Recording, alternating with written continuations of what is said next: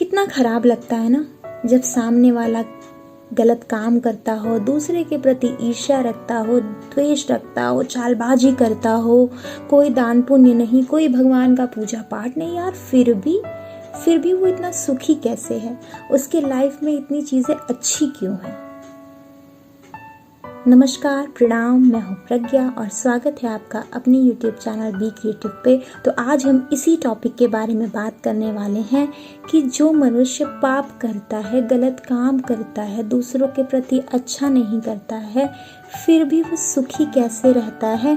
और यहाँ एक हम हैं जो कि दूसरों के प्रति अच्छा भाव भी रखते हैं, दान पुण्य भी करते हैं, भगवान का पूजा तो भाई घंटे घंटे भर करते हैं, और मंदिर भी जाना हमारा होता ही है, और सब कुछ ईश्वर को सौंप दिया, फिर भी हम सुखी क्यों नहीं हैं। तो चलिए आज हम इसी टॉपिक के बारे में बात। एक बार की बात है, महर्षि वेदव्यास, आपने व्यास जी का नाम सुना ही होगा, जो कि हमारा जो महान ग्रंथ है महाभारत, उसके रचनाकार, उसके रचयिता हैं। तो एक बार जो है वो वेदव्यास जी जो हैं वो एक रास्ते से मुनि गुजर रहे थे, जा रहे थे, और रास्ते में उन्हें एक कीड़ा भागते हुए दिखाई दिया। वो कीड़ा बहुत ही तेजी से भाग रहा था। व्यास मुनि ने उसकी छटपटाहट को, उसकी घबराहट को देखा, और उन्होंने उस कीड़े से पूछा कि हे जीव, हे कीड़े, तुम इतनी तेजी से क्यों भाग रहे हो। उस कीड़े ने कहा कि हे मुनि, हे महात्मा, मैं इसलिए भाग रहा हूँ क्योंकि मेरे पीछे एक बैलगाड़ी आ रही है, और अगर मैं नहीं भागा तो रास्ते में वो मुझे आके कुचल देगी और मेरी मृत्यु हो जाएगी, और प्राणों से किसी नहीं मोह है, तो मैं अपने प्राण बचाने के लिए जो है भाग रहा हूँ। व्यास मुनि जी मन ही मन मुस्कुराए, हंसे, बोले कि तुम्हारे लिए तो ये अच्छा ही न है, तुम कीड़े के योनि में हो, मतलब तुम्हारा जन्म एक कीड़े के रूप में हुआ है, तुम्हारी मृत्यु हो जाती है तो अच्छा ही है, मर जाओगे तो तुम्हें जो है अगले जन्म में हो सकता है कि तुम इससे अच्छा जन्म पाओ, तुम्हें इस शरीर से तुम्हें मुक्ति मिल जाएगी। अब वो तो महात्मा वाली ही बातें करेंगे कि ऐसी मुक्ति मिल जाएगी ऐसे, लेकिन भाई प्राण का मोह तो सबको होता है। व्यास जी ने उस कीड़े को समझाया कि अगर तुम मनुष्य के योनि में होते और तुम्हें अपने प्राणों का मोह होता तो मैं समझता कि हाँ नहीं ठीक है, लेकिन तुम तो एक कीड़े के योनि में हो, अगर तुम्हें तो खुश होना चाहिए कि अच्छा है, मुझे इस शरीर से इस जन्म से मुक्ति मिल जाएगी। वो जो कीड़ा था वो बोला, नहीं भगवान, आप बात तो अच्छी बोल रहे हैं, लेकिन अगर मैं जो है मेरी इस जन्म में मेरी मृत्यु हो जाती है तो क्या पता मैं इससे भी खराब योनि में चला जाऊं, पता चले मेरा जन्म जो है इससे भी नरक कुल में हो जाए, तो अभी तो मैं कीड़ा ही हूँ, ठीक है, लेकिन इससे खराब अगर योनि में चला गया फिर क्या होगा मेरा।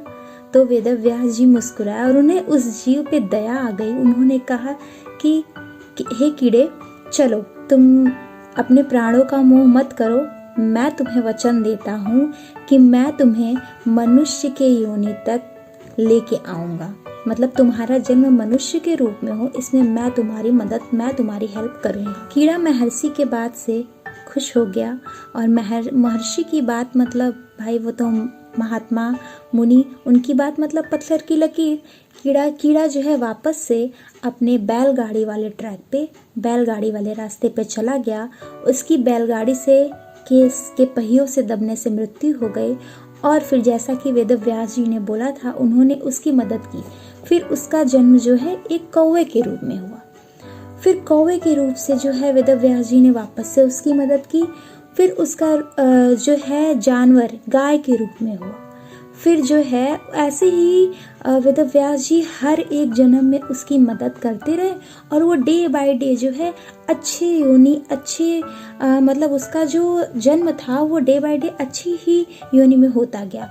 और एक टाइम ऐसा आया कि जब उसका जन्म मनुष्य के योनि में हुआ, मनुष्य में पहले उसने जो है शूद्र वैश्य के रूप में जन्म पाया, फिर उसके बाद जो है क्षत्रिय के रूप में उसका जन्म हुआ, और फिर महात्मा के आशीर्वाद और उनके हेल्प की वजह से उसका जो है जन्म वो हुआ ब्राह्मण कुल में। और ब्राह्मण कुल में जन्म होते ही वेदव्यास जी ने जो है उसको अपना शिष्य। किसी ने बड़ी अच्छी बात बोली है कि जिसका वो ऊपर वाला साथ देता है उसका ये नीचे वाला कुछ भी नहीं बिगाड़ सकता। अब सवाल ये उठता है कि व्यास जी ने उस कीड़े की आखिर में कैसे मदद की। वो चमत्कार कोई तथास्तु जैसा आशीर्वाद अगर उनको देना होता तो उस कीड़े का डायरेक्टली जो है एंट्री उस कीड़े से मनुष्य में के ब्राह्मण कुल में हो जाता।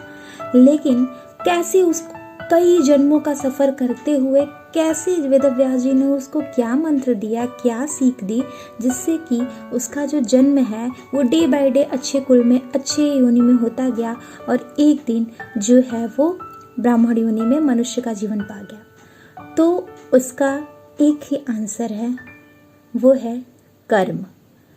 कर्म जो है हर योनि में क्या उसके लिए सही कर्म है, क्या अगर वो अच्छा काम करेगा तो उसके अच्छे वाले अकाउंट में ऐड होगा और क्या उसके लिए गलत है जो कि उसको वापस से खराब योनि में भेज देगा। इन सब चीज़ों का गाइडलाइन उसको व्यास जी करते रहे। अच्छा चीज़ जो उसके लिए अच्छा कर्म होता वहाँ पे उसको तुरंत व्यास जी अपने तरफ से गाइडलाइन देते थे कि देखो ये काम करो और ये काम नहीं, जो काम बुरा होता था वो काम मत करो, वो काम करने से उसको रोकते थे।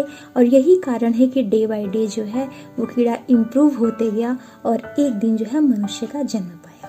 ये कोई कहानी नहीं है, ना ही मेंटल से दिमाग से गढ़ी हुई चीज़ है।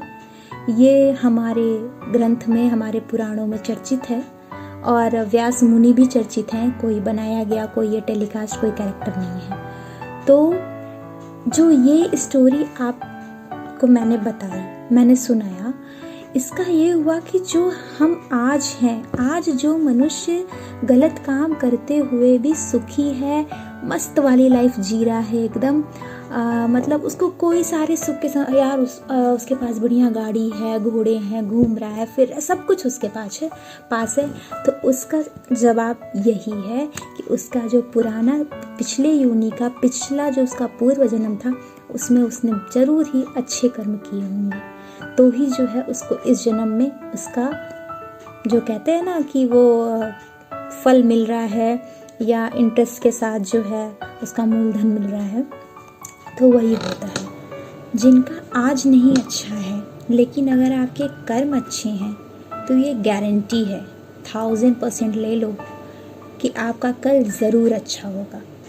और जिनका आज अच्छा है और आज अच्छा होने के अहंकार में वो अपना अच्छा कर्म करना भूल गए हैं, तो उनका कल उन्हें पे करना पड़ेगा, उसका भी फल उन्हें कल को मिलेगा और वो उन्हें पे करना पड़ेगा, इसकी भी गारंटी है।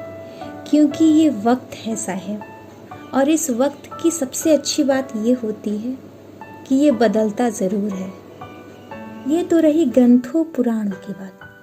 अब हम आज के जनरेशन के कलयुग के ठहरे, तो कलयुग में भी भाई न्यूटन ने बोला है ना, न्यूटन का 3rd लॉ है, every action has equal and opposite reaction. हम जैसा भी जितना भी करते हैं हमें उसका रिप्लाई ज़रूर ही मिलेगा, इक्वल रिएक्शन। तो इसका उन्होंने प्रूव भी किया और साइंस हर चीज़ों को प्रूव करता है। तो आज हम जो भी कर्म करते हैं, चाहे वो अच्छा चाहे वो बुरा, हमें उसका रिप्लाई ज़रूर 200,000% मिलना ही मिलना। अगर आपको मेरी ये वीडियो अच्छी लगी हो तो प्लीज़ चैनल को सब्सक्राइब कीजिएगा, लाइक कीजिएगा और शेयर कीजिएगा। थैंक यू, प्रणाम, नमस्ते।